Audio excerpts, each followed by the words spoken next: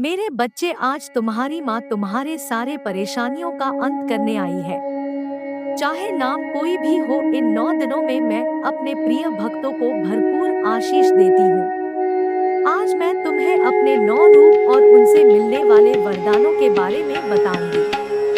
मेरा एक रूप शैलपुत्री। मेरा पहला रूप है शैलपुत्री। पर्वत राज हिमालय के यहाँ जन्म होने के कारण मेरा नाम शैलपुत्री पड़ा। मेरी इस रूप के पूजन से धन धान्य, ऐश्वर्य, सौभाग्य, आरोग्य और मोक्ष की प्राप्ति होती है। मेरा दूसरा रूप ब्रह्मचारिणी का है।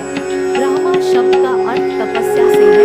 वर्टिकल बार ब्रह्मचारिणी का अर्थ हुआ तप की चारिणी, यानी तप का आचरण करने वाली। मेरा यह स्वरूप पूर्ण ज्योतिमय एवं अत्यंत भव्य है। मेरी उपासना से मनुष्य में तप, त्याग, वैराग्य, संयम और सदाचार में वृद्धि होती है। और मेरी उपासना में साधक को अपने मन को स्वाधिष्ठान चक्र में स्थित करके करना होता है।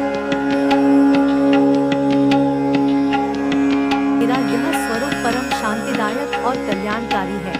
मेरे मस्तक में घंटे के आकार का अर्धचंद्र है, इसलिए मुझे चंद्र घंटा कहते हैं। और मेरी उपासना से समस्त सांसारिक कष्ट से छुटकर सहज ही परमपद के अधिकारी बन सकती हूँ। चार का उषमा डहा। मेरी मन हल्की हंसी द्वारा ब्रह्मांड को उत्पन्न करने के कारण मेरा नाम कुष्मांडा पड़ा। मेरी उपासना में साधक अपने मन को अनाहत चक्र में स्थित करके करना होता है।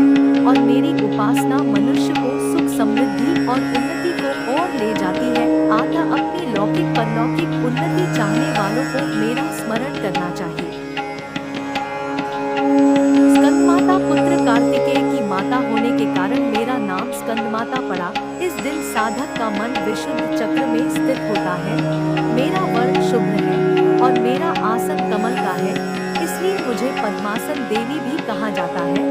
इस चक्र में अवस्थित रहने वाले साधक की समस्त ग्राम क्रियाएं और चित्र वृत्तियों का लोप हो जाता है। कात्यायनी महर्षि कात्यायन ने मेरी पहली पूजा की थी, इसलिए मेरा नाम कात्यायनी पड़ा। महर्षि कात्यायन की कठिन तपस्या से प्रसन्न होकर उनकी इच्छानुसार उनके यहाँ पुत्री के रूप में पैदा हुई थी। इस दिन साधक का मन आज्ञाचक्र में होता है। योग साधना में इस चक्र का अत्यंत ही महत्वपूर्ण स्थान है।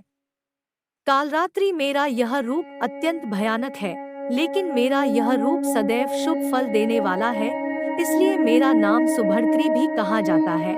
इस दिन साधक का मन सहस्त्रहार चक्र में स्थित रहता है और माँ कालरात्रि के स्वरूप में अवस्थित रहता है। मेरा यह रूप दुष्टों का विनाश और ग्रह बाधाओं को दूर करने वाला है, जिससे साधक